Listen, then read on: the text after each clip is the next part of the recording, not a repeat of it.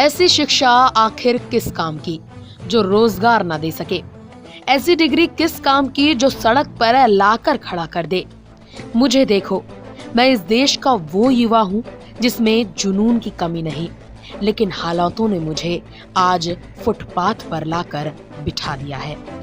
किसे इसका जिम्मेदार ठहराऊं? उन्हें जिन्होंने मुझे महंगी शिक्षा दी, या फिर उन नेताओं को जिन्होंने देश की शिक्षा व्यवस्था को इतना खोखला कर दिया है कि आज इस देश का युवा नौकरी के लायक नहीं? अगर ऐसा नहीं है तो फिर बताइए, क्यों एक बेरोजगार की माँ अपने बेटे की जेब इसलिए टटोलती है कि कहीं उसमें सल्फास तो नहीं? जिस भारत की युवा पीढ़ी को देखकर भारत को युवा कहा जाता है, उसी देश में देखिए कैसे एक शिक्षित अस्पताल में मरीजों के इलाज करने की जगह फुटपाथ पर बैठकर जूते चप्पलों का इलाज कर रहा है। गुजरात के गोधरा के फुटपाथ पर बैठे इस लड़के के पास बीकॉम, ITI और कंप्यूटर की डिग्री भी है, लेकिन शायद आज की दुनिया में सिर्फ कागज के टुकड़े हासिल कर लेने से ही नौकरी नहीं मिलती। यही वजह है कि ओमवीर मांडरे को जब कहीं नौकरी नहीं मिली तो उन्होंने अपने अपाहिज भाई का खर्च उठाने के लिए जूते चप्पल सिलना शुरू कर दिया। ऐसा नहीं है कि ओमवीर मांडरे ने नौकरी पाने की कोशिशें नहीं की।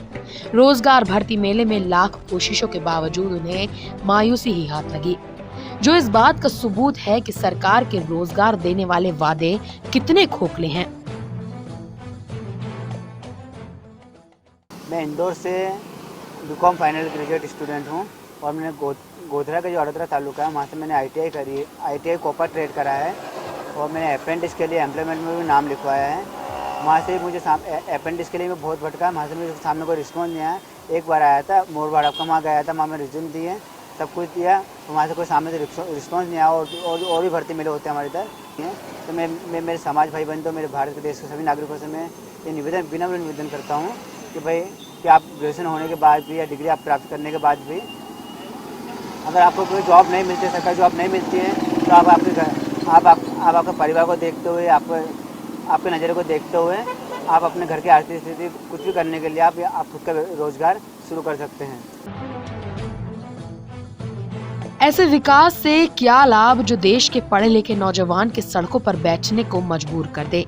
माने कि कोई काम बड़ा या छोटा नहीं होता, लेकिन अगर पढ़ लिख कर भी जूते चप्पल ही सिलने पड़े तो ये देश की शिक्षा प्रणाली पर भी सवालिया निशान है कि क्या हमारी शिक्षा व्यवस्था इतनी खोखली हो चुकी है जो एक नौजवान को इस लायक ना बना सके कि उसे नौकरी मिल पाए।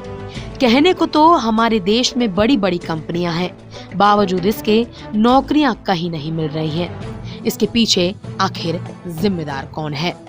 गोधरा से नामदेव पाटिल की रिपोर्ट।